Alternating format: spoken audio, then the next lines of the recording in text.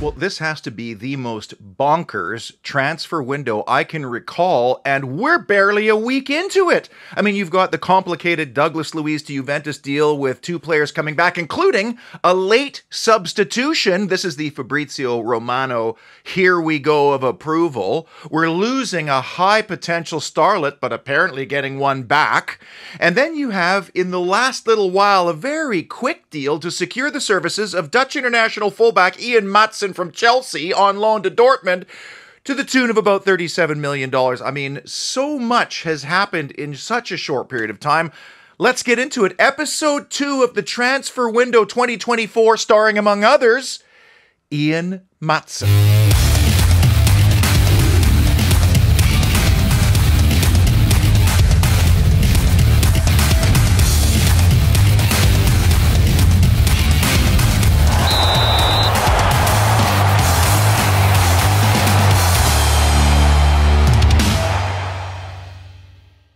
Minor bit of housekeeping to start with. I'm sure you saw the fixtures were released this week, obviously. Very meh start to the season with a trip to West Ham. But until the Champions League fixtures are included in this schedule, I'm not really going to take a very close look at it. The only thing that pops right off the page is how ridiculously busy December is going to be, which underscores the need for having 2 extremely capable players in every single position. And that's something we did not have when the fixtures started bunching up last year, especially with all the injuries. The new Cells hospitality section in the reconfigured North Stand is already sold out. We've also secured a new pouring partner in Carlsberg Marston's, or should that be Carlsberg Maatsen's? As long as it gets poured quickly, I don't care what you call it, in kiosks all around the ground. We've seen images of the new club shop, which has expanded, and with Adidas and all the lifestyle and casual wear, plus our performance stuff. That's going to be huge for this club, and we will not see the new Villa kit until later this summer. Now, at the time of recording this, the most recent information is unfortunately the impending departure of Omari Kellerman to Chelsea for around £19 million. And this smacks to me of a consequence again of these ridiculous PSR regulations, which are designed to insulate the cartel from disruptive clubs like ours that want to improve the balance of competition. Because otherwise we wouldn't have to sell these players and do this ridiculous compliance tap dance that everybody outside of the Sky Six seems to be doing. In fact, it seems like we're being punished for identifying, then investing in and developing talent to move up through our club. Now, I've told you before, I don't get emotional about players. And in every aspect of the club, the goal is to bring a player in here and appreciate their value to somewhere here. While in the Omari Kellerman case, we've appreciated it to up here. In which case, bravo to Aston Villa, you did exactly what you're supposed to do. And probably what worked against Kellerman right now is that A, we're kind of deep in the 10 position and those front positions already. When you think about, I mean, Buendia, Diaby, Morgan Rogers, others were in the market for more.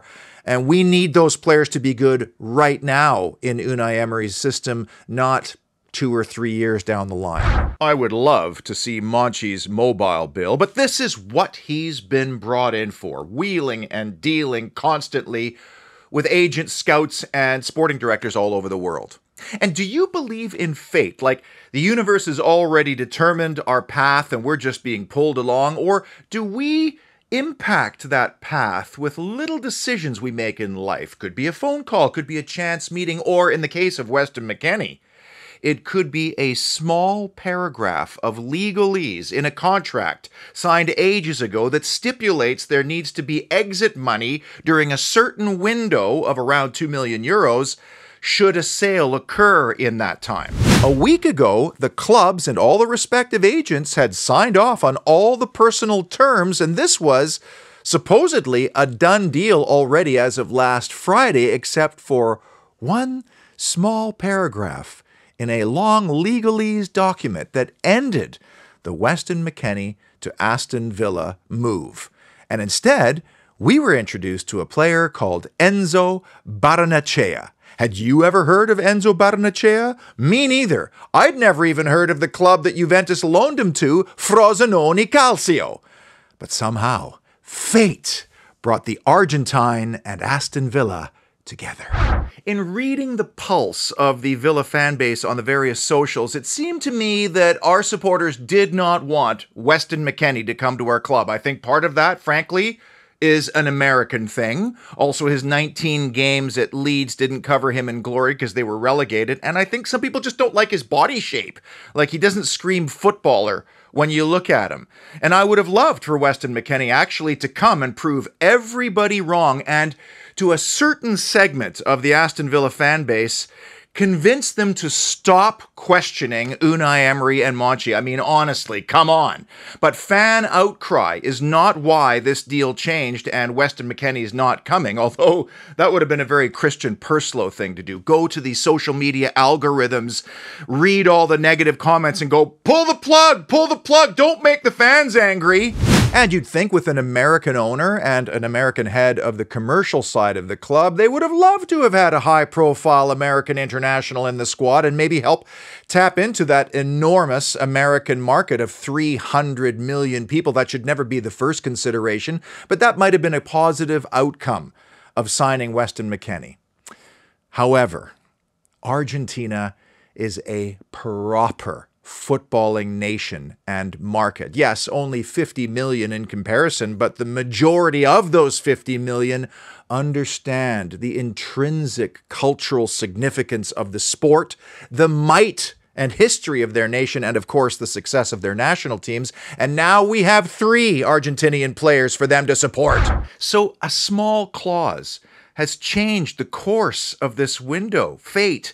How will that impact the next couple of seasons? I mean, with Weston McKennie, you know what you're going to get, and I think Unai Emery did want some experience in that position. But I'm not sure that McKennie's value is going to appreciate considerably over the next couple of years, even though Unai Emery appreciates the value of every player that walks through the door. Instead, we get a player that Transfer Market anyway values at about 18 million less, and the Italians have compensated by increasing the cash portion of this deal.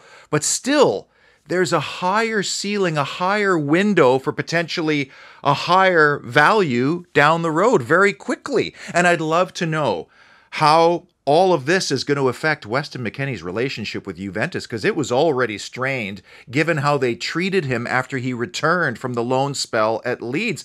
It's scandalous, and I know they've changed managers in the interim here, but there's some damage control that needs to be done. Introducing Enzo Barnechea. He is a prototypical defensive midfielder, full stop. Plays as the point of an inverted triangle in front of 4 or 3. It is his responsibility to delay counterattacks by closing down space. He's hard tackling. He's a first pass guy. He's the breakup guy, the interception and recovery guy. He is wired to protect his own goal first, and he is the perfect complement or competition to Boubacar Kamara, as Weston McKennie would have been.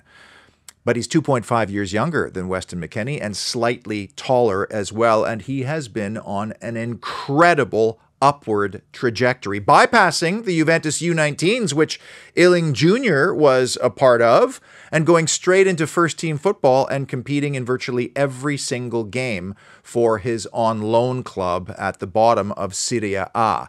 He does have 1 Champions League game with the old lady under his belt. That part, unfortunately, you give to Weston McKennie for experience, but the upside here is limitless.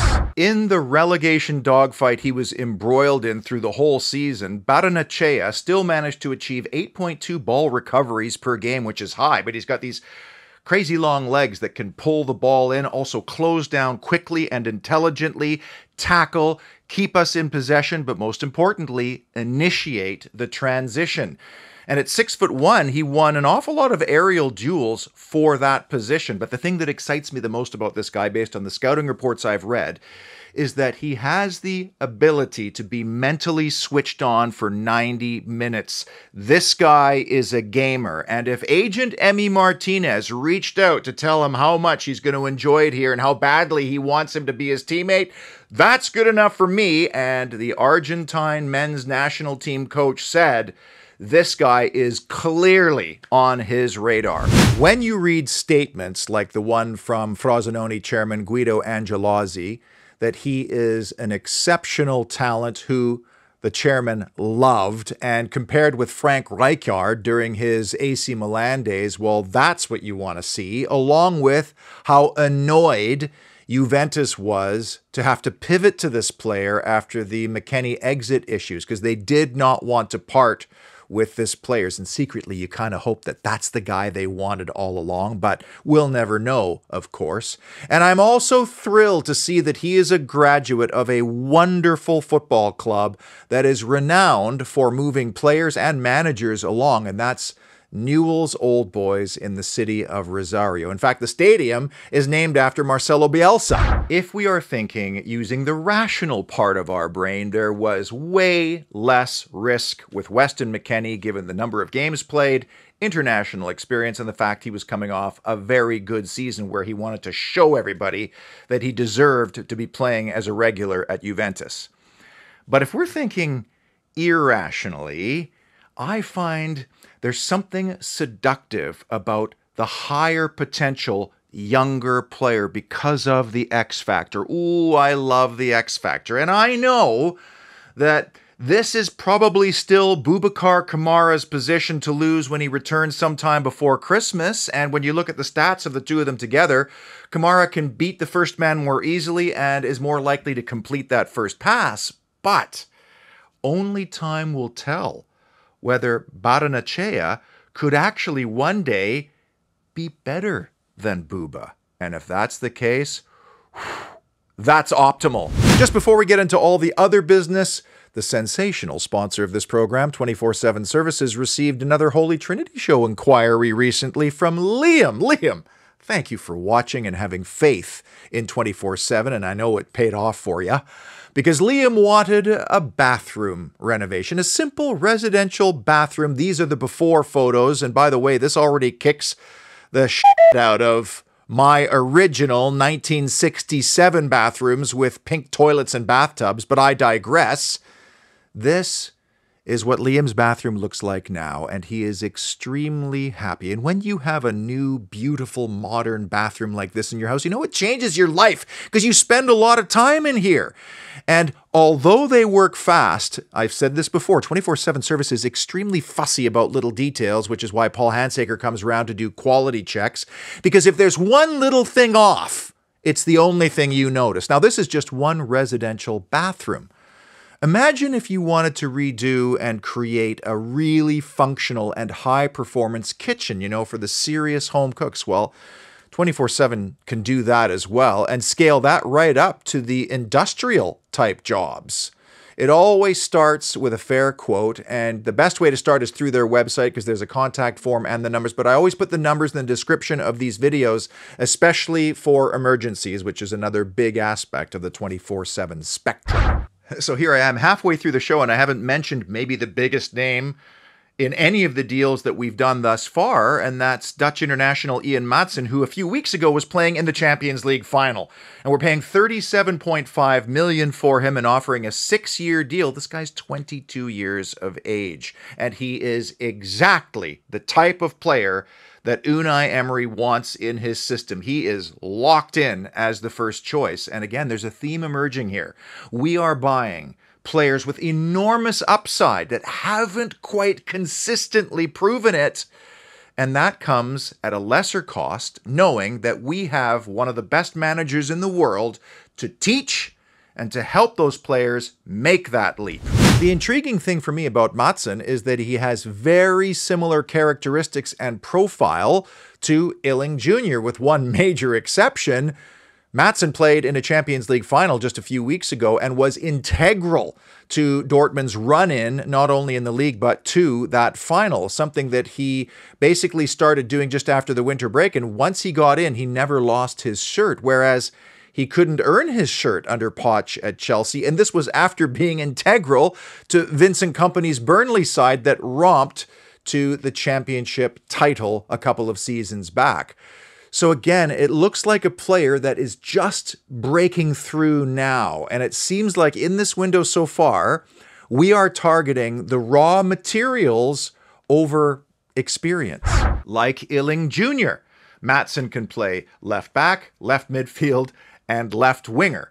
And maybe those two will form the kind of partnership that Maatsen formed with Jadon Sancho very quickly, which changed everything in the run-in for Dortmund, underlapping, overlapping, pressing effectively, and providing accurate crosses, something Ollie Watkins should benefit from. And when you look at it, Illing Jr., Maatsen, we already have Jacob Ramsey, Morgan Rogers can play there, so can Emi Buendia. You have to think that this was a priority because of the emphasis that Unai Emery puts on that flank, but you have to think we're done on that side of the field, even though Lewis Dobbin can also play on the left side. On the constructive side of the scouting ledger for Maatsen is probably his stature. He's 5'6", and that's fine on wing play and driving at defenders, no problem. But when it comes time to defending set pieces, for example, sometimes that's a bit of a problem. And the one thing that he'll want to improve on is what Barrenechea is known for, and that is remaining switched on for 90 full minutes. The 2-0 goal in the Champions League final actually did start with a stray ball from Maatsen. So he's going to want to tidy those things up. But the measure of a player is how you bounce back from things, how you learn and adapt. And I know this guy wants to come in, be a starter, and be consistent. Obviously, the Maatsen signing has implications on Alex Moreno and Luca Dean, with Moreno just married, rumored to be wanting to return to Spain, maybe even to his former club, Real Betis. And unfortunately, he just never seemed the same player after his injury. Wonderful character, was great for us in the run-in last year, but maybe he was just a stopgap solution. Whereas Dean has had lots of interest from Saudi Arabia, despite his exorbitant and well-publicized salary. And what a sublime footballer Luca Dean is. But there have been apparently concrete offers now from the Middle East for this player. And if both happen to move on, well, that might give us more financial flexibility to go and address other areas in our squad. I've read many observers and pundits call this a major impact signing by Aston Villa. And again, we go back to fate. He's pivotal, integral to a team that romps to the championship title, where he gets noticed and then signed by Chelsea, a team he can't crack under a manager who's not even there anymore. So he gets loaned to Dortmund, where also he can't get into the team, but when he does, he's an ever-present, and months later, he's playing in the biggest game in club football. That club, though, can't activate his release clause because of financial implications. And lo and behold, he comes to Aston Villa as the man, also playing Champions League football. And here's where qualification for that competition was pivotal, because if we didn't qualify for the Champions League, he is not coming here. The only question I have is all the financial implications, because it's a 6-year deal, and 6-year deals are being phased out. So I'm assuming they're making the signing and it starts in this fiscal year, and then that gets phased out. But at 37.5, I'm not sure how they're massaging all that and making all that work. Maths was never my strong subject. And then while all of that was going on, we get word that Tim Erigbounam is off to Everton for a reported fee of £9 million. Neither surprising and probably a great move for him, because he needs to play, although whether he does that at Everton is a big question for me. And his career really did get derailed after that injury at QPR under Michael Beale, because if you recall, he was turning heads during that loan stint and putting in excellent performances and even making some headlines here and there. All you could do now is wish the young man all the best, good health, happiness, and game time.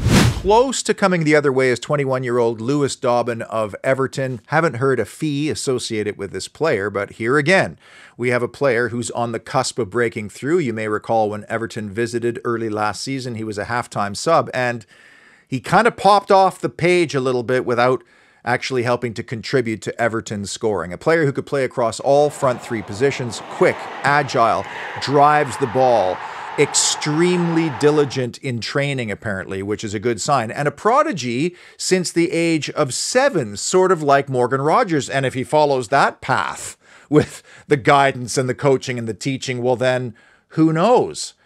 What I love here, though, is that we are a traditional and grand English club, and we are bringing in some very high potential English starlets.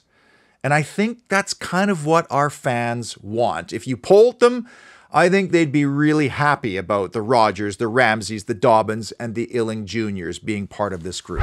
Just quickly on the John Duran situation. I mean, first of all, he's gone. He's not coming back to Villa one way or another. That relationship is totally broken, and I think Chelsea is still considering what sounds like a very hopeful fee of around 40 million quid. The problem for Duran and his career is that Chelsea is now doing more comprehensive background and personality checking than Johan Lange and Rob McKenzie did when he was at the Chicago Fire, where there were already red flags flying. And just a couple of phone calls will get you to a player that was consistently late for everything, fought with staff over stupid things, wrecked his apartment, wrecked his car, and the agent is enabling all of this behavior because Duran is basically his only client, therefore the meal ticket. And finally, just sort of slipping under the radar a little bit was the capture of Norwegian youth international Ethan Amundsen Day, who was bought from Copenhagen's U19 system.